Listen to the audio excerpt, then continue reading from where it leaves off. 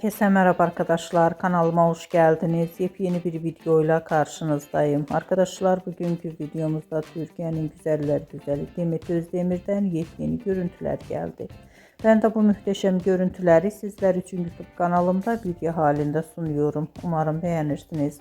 Arkadaşlar videomu beğendiyseniz kanalımı izlemeyi ve bildirim butonuna basmayı unutmayın. Şimdilik benden bu kadar olsun. Yeni videomuzda görüşmek üzere. Hoşça kalın.